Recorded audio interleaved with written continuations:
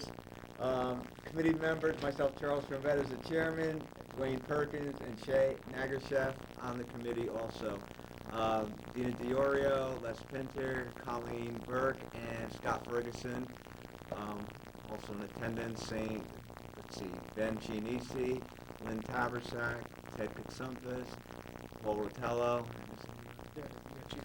Chief Kern, and Mr. Visconti. My little man on my shoulder. Okay, this meeting is concerned with tax abatement for volunteer firefighters, paramedics, and EMTs. And I'd like to open up the discussion with any of my fine friends in the front that could kind of explain what the proposal is. Les? Okay. Just before you by letter, the county council request for property tax abatement. As you indicated, volunteer firefighters, emergency medical technicians, and paramedics.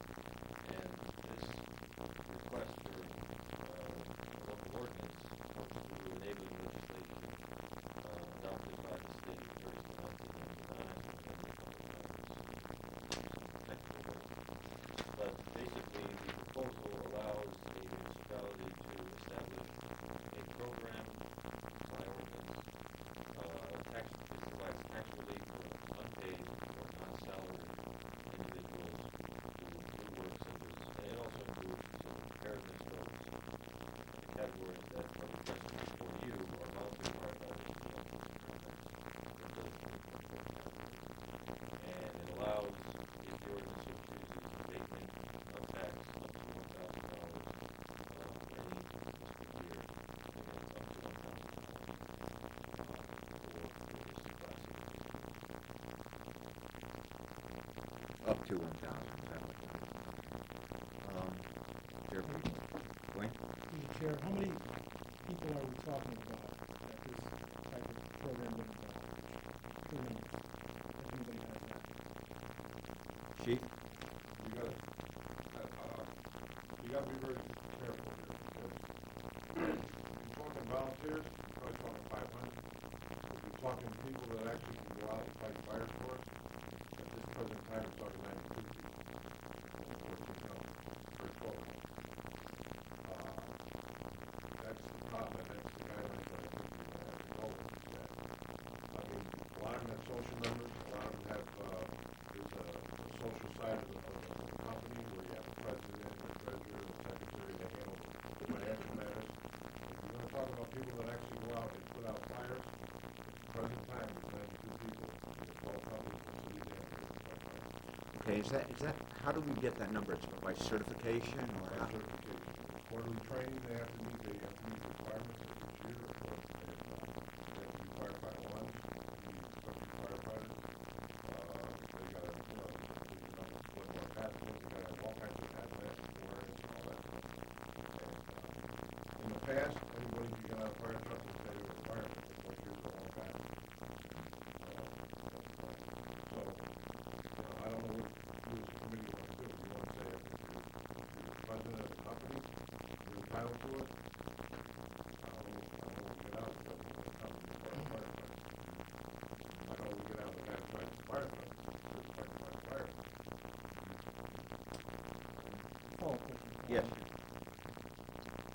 A volunteer can have firefighter 1 needs. What about a full-time fireman? They have firefighter 1 and firefighter 2. Is that what separates them, or are they just having been hired on the police force? Well, all our personnel firefighters have to go through the fire truck. So, I mean, OSHA did this years ago, 3 years ago.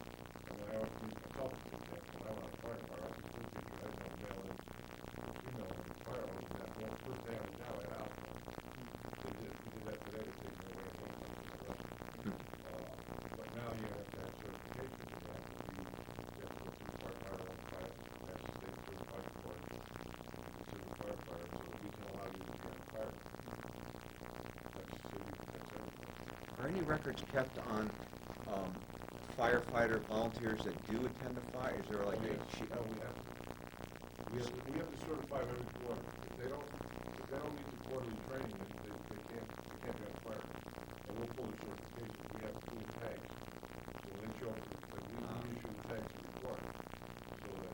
So if someone attends a fire, they have to have a badge or? Right, they can't be on the fire ground without a badge. Neither can our people.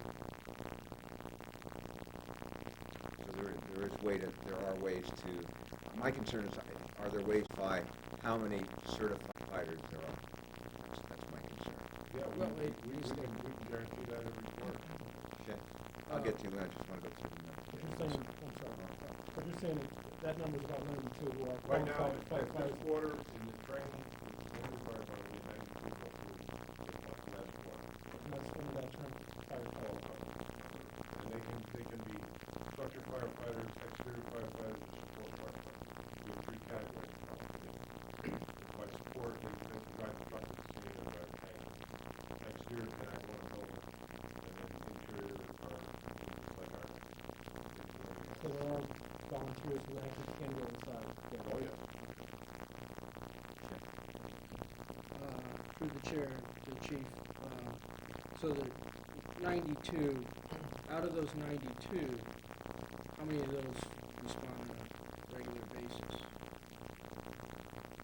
I would say the 92 are pretty good. You know, that would be another thing that I would look at too.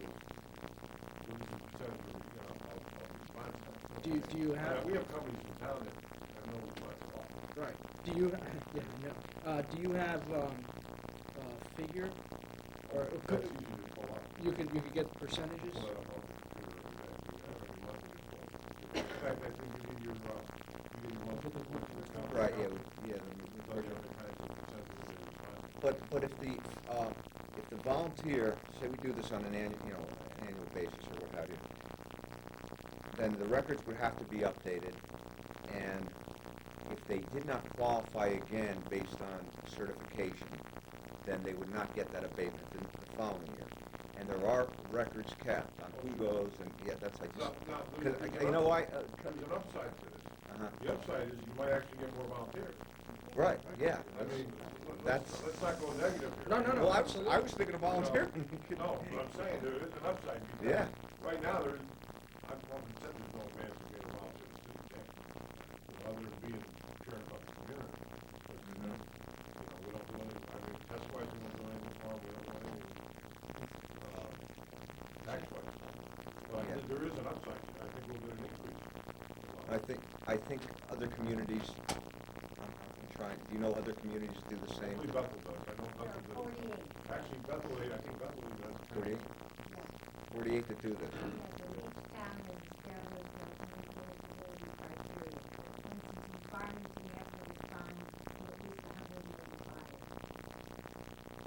180 fires? depends on what- Yes. That's right. I would think, Could you share, hold on. Yeah. I'm still caught up on the response, because we do get the monthly reports, and some houses, response is very low. I mean, maybe there's just no fires in the area. Is that the case? It could be the case, but in most cases, it's that they don't have people qualified to respond. I mean, we have a couple of stations in town right now where we didn't allow them to just have one driver on a tanker, the company would get any response at all, because they only have two guys in the fire station that could respond if we needed them, and we have to have three qualified firefighters on an engine company to respond to an engine company. We allow tankers to respond one person. See, but I think this, I see an upside, just what you said before, about getting more people besides, it's great for the community, but more people to possibly volunteer. But again, I think there has to be criteria on, we're not just going to get $1,000 or else. I think the common council members should get an abatement based on our volunteer. I don't mean that, but we have to have some criteria on what and how we whether I mean, it's it's easy certified. to track the numbers because the computer tracks the numbers when they respond. And that's just a matter of the companies themselves will have to be honest enough to say, these are the 3 people or these are the 5 people that responded to the report. And that's then what, it'll be up to you to set the percentages of what qualifies that, 20% of the total cost of the year for that company qualifies, 50% or 60%. I think, through the chair, I think if we had a better idea of the percentages, rather than doing like Councilwoman Taversack had mentioned certain towns do it by the actual number of fires. I think percentage would make more sense. The numbers in Denver even hurt you because you dispatch by district. So there could be districts that don't have many fire technicians or that many calls. You know, that's not, I think a percentage of the company call, the company got called out and responded to, you made X amount of calls and something like And also certification.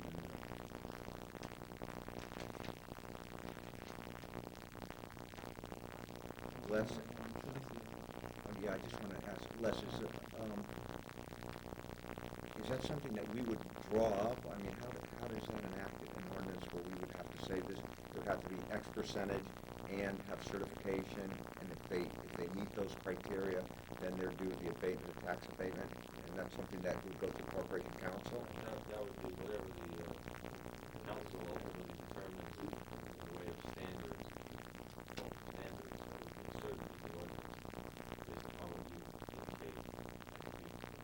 And all the statute says is that you adopt a program. Mm-hmm. And by virtue of the number of ordinances already out there, each municipality has more or less similar standards, but they all have standards. And each one adopts whatever they feel is important. Do we have any other towns' ordinances here? What we do, we have filed, have other municipality ordinances available. Mm-hmm. Do they most of them by percentage? Or, I don't know offhand. There are response data in many of them. But I don't recall offhand because it depends on the Chief, thank you. Chief, would you know that? Do you know, well, most of the other towns that have this particular ordinance, it's based on a percentage, or based on as opposed to numbers?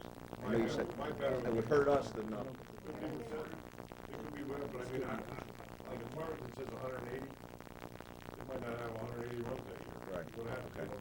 That's also years of service. Yeah, no, I understand, but I just want to, see, years of service to me, I would want to make sure, I'm fine with years of service, Years but of service would be a problem because I want what certified. happens to the guy that isn't certified for a quarter of the year? Because if you don't meet your certification every quarter, you're not an active firefighter for that quarter. Right, and that's exactly what I, How do you then do by breaking it down in half years? because I think I'm still a member of Springdale and Stanford, and, no, I pay $5 a year, now, honest to God, service is not to me a criteria. To me, it would be certification and percentage. I'd like to, incorporate Yes. that. Thank you. No problem. Anytime. That's what I'm here. Here.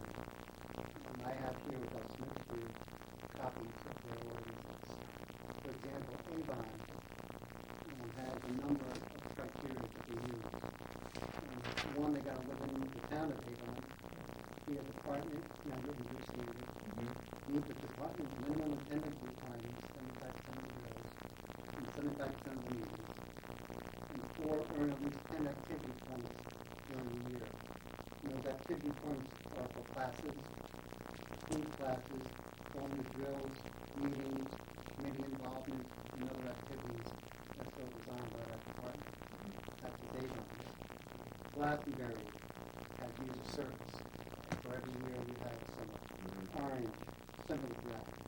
So every town has different requirements besides attending fire, as you said. There's other ways they can achieve points. And they have to achieve so many points at a certain time in order to qualify. Yeah. The way the program works as well is it's the chief of that volunteer fire department's main responsibility to give the assessor, the town collector, that information. Right, and that's how I feel it would be funneled through the assessor chief. doesn't go to them, the chief of the department must give that information on Correct. a daily basis so they can calculate the information. So I would submit that. Well, Submitted by Councilman Cheney, Item number 631, submit submit a statement, stamp of the tax ordinance and languages. We also have doubles, thirties. We also have review East Hampton, Warrington, Newtowns, Bethel, Covington, Westport. Is also, this is what they use. Leslie has copies What's of that? this as well. Thank you. Um, as you also, I'm gonna speak to you as well, as you know, this is a tax credit. It's not or a statement, and it is taxable to the IRS. Taxable benefit, tax reason is you must be taking it as well. I'll give you a letter from the IRS stating. Thank you. So that will happen. So it's not a free benefit to the volunteers who get this credit. Yeah. It's a taxable account, so Tax. they need to be aware of that as well. Thank you. Again, I think this is a good to have on our book. Again, 92 firefighters is not a good thing. We need more. This is one way hopefully we get more firefighters to become volunteers. People just don't feel lost in the sun. They need desperate help. No, they don't need treasurers. They don't need that. They need people going out fighting fires. When you get no response, that's Scary, yeah. it's scary. It's You know, scary. and some neighborhoods depend on those volunteers, especially right now. My neighborhood depends on the volunteer fire department. And when they have a sign up that says they need people, you know, it's This scary. might, yeah, this You're might answer. playing. We need the people.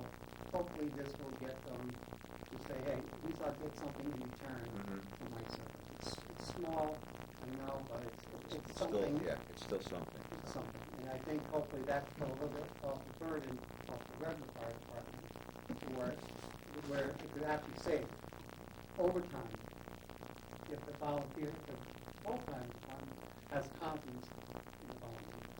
So hopefully this will be positive. Well, that's another meeting. Fred, what do you think? What do you think? There definitely is a problem with volunteers all nationwide. The numbers have gone down over the years for many reasons. Country changes. The wife has to work 2 jobs, the husband works 2 jobs. Personally, I think this is good. We have 92 people now, as the chief said. Personally, again, I don't think it's going to be a big influx of people that's going to grab onto this because of what I've seen in the past 4 or 5 years, the numbers going down. There really hasn't been anybody to step in here and pick the numbers up. I think the chief can back that up. You know, we've seen the things that we get, excuse me, every month in reports. They just don't respond. They don't respond because they don't have a driver. They just don't have the personnel that are qualified to, that can respond. Or, like I said before, they're tied up, they're working here, they're out of town. Like I said, I don't think it's going to be a big influx of people, but it is something that needs to be done to try and get those people into the realm of things. So, I think it's a good idea, and I certainly look at it. Again, it has to be structured just right. As the chief again said, you don't want to include presidents or treasurers or secretaries. You want to include the people that are out there fighting the fires and then are qualified to fight the fires. Whether they go in the building or not, whatever it may be. Right, but We they're need sure. the records, there's no problem. Go on a computer, we can do the tax assessor or finance director, whatever it may be. All in all, I think it's a good idea, and I certainly look back at what it has to be structured. Thank you.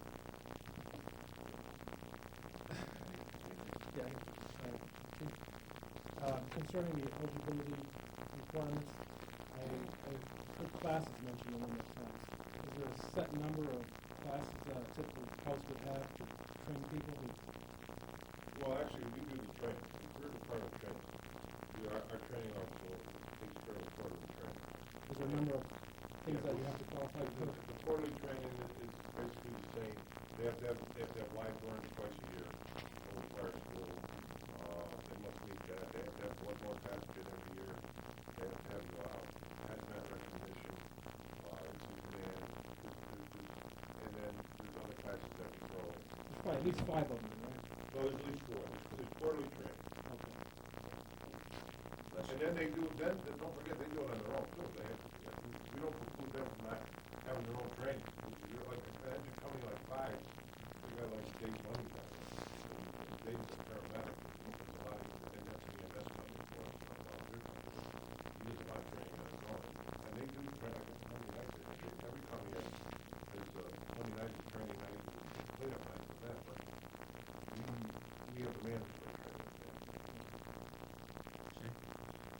through the chair, to the chief, just for clarification on my part. We talked a lot about firefighters, but the EMTs and paramedics, they fall under the same trainings? Do you have all their? Yeah, statewide they do. They have to be, EMTs have to be certified. Quarterly? We don't keep track of the EMTs and the volunteers, so we could, we'd have to start doing it.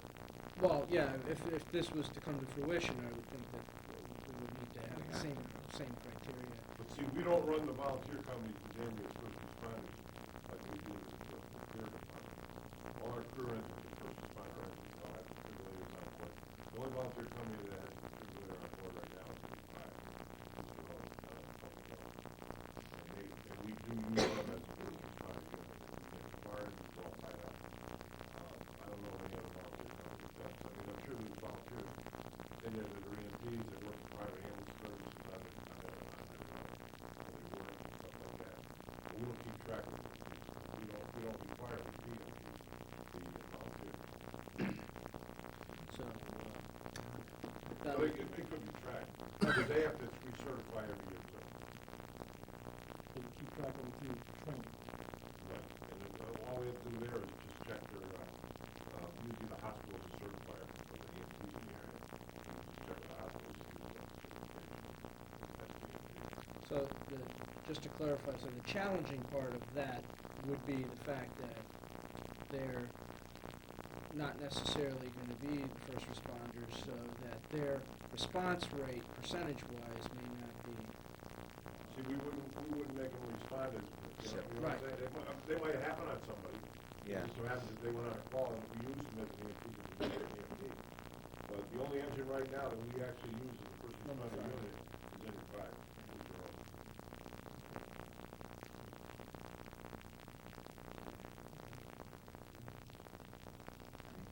Yes.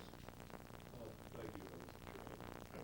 I would like to see a little bit more for EMTs, guys don't know like the car wrecks and things like that, even if they're not necessarily slated as first responders, it's good to see them. And I also think that, to be honest, we have a great idea, which is that maybe you can structure in such a way as to allow a little flexibility in revisiting some of these rules, because it sounds to me like some communities have been putting a lot of thought into fine-tuning over 10 or 15 years, and we're just sort of starting out, so perhaps the mayor could appoint every 24 months another ad hoc to go back and look at some of these rules and regulations that we're thinking about. It's all kind of confusing right now. Should we make it, if we start at $100 and every year of service and then it's 100 up to 1,000, we start at 50, should we start at 500? What if the guy's only got 18 years since we started at 100%? Here we go with this. So I think that could kind of submarine the whole thing. Let's get it going and then come back in a couple of years with the chief, with the new ad hoc, and start really fine-tuning this. We put the fire guys and get the guys and do 5 or 6 years and have a really good program. We've got to get it started with something. Yeah, I understand. See, that's kind of what I was thinking.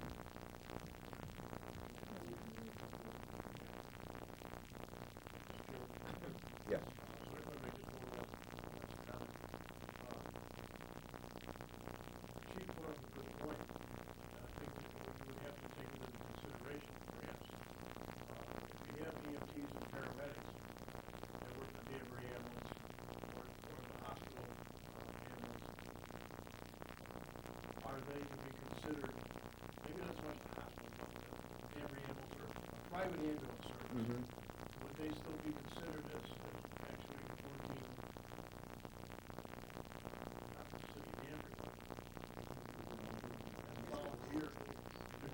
They're getting paid. They're not, right, they're getting paid, right. Paid, so it might be something that maybe we can look at the corporation council, something like that, how it's worded.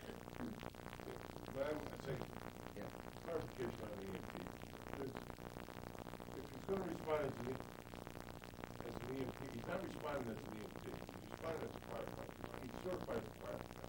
Because if he's not certified as a firefighter, he can't be on a firefighter. Right. Mm-hmm. So Okay. EMT, Okay. right now, the EMT doesn't fit into the volunteer, the way we're set up. Because even, I mean, fives, I mean, they're gonna respond as two firemen on a truck, but they just happen to be a medical, they also are a backup medical unit. not like they're all EMTs, you know? That's exactly, I know exactly what you mean, so. They're actually responding to the firemen, not to the EMTs. Right. You may wanna look at that as a, we really need to include EMTs and paramedics, and not just make it firefighters per se, because of the way they do operate. Yeah, Shay? And actually, through the chief, then, and maybe a moot issue, but is it safe to assume then that 92, that figure you gave us, includes the EMTs? Yeah. Right? I would say that. Yeah, just for clarification Yeah, purposes. some of them are EMTs. I was actually at the fire station last week, and a couple firefighters responded to a call as EMTs. They were going out to assist taxmen. 70% of our calls are So it's safe to assume that we can kind of scratch the terms paramedics and EMTs if they are dispatched from the firehouse. well, we're all clear now. But volunteers are basically, they're all gonna be dispatched to fire. That's why they're not, other than fives, and it's only under certain extreme circumstances, when all our other units are used up, we use them as a medical unit to take them to class.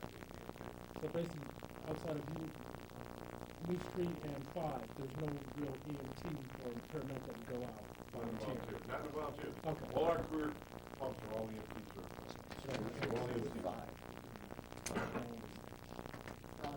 If we structure it with a merit system, where the EMT hold in the private now, they don't qualify. They probably won't achieve how many points within a given year. So if they're not used, they can't get the points, they wouldn't qualify for the program. Mhm. So they get 10 merit points, which you have Training for- training, yeah. and every time they go out, the point. If they don't get called out 10 times in a year, they would qualify anyway. But they also get called So fire. they would qualify. Right, under the firefighters, yeah. Right, we want to be qualified just as an EMT. So it should be almost like a combined in our case. There are some towns that have different, ours will be paid and shall be. So they would have.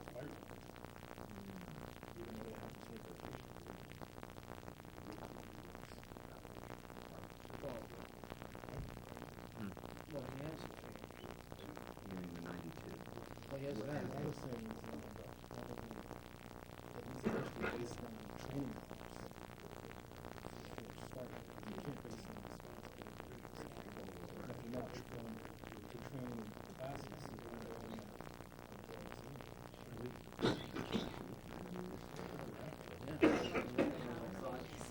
Okay. Shay? Yeah, I'd like to make a motion to continue this ad hoc pending further review of the different eligibility criteria that was discussed. second. All in favor? Aye. Opposed? Okay. Yep. Like to make a motion to adjourn? Second. Favor? Aye. Meeting adjourned, thank you.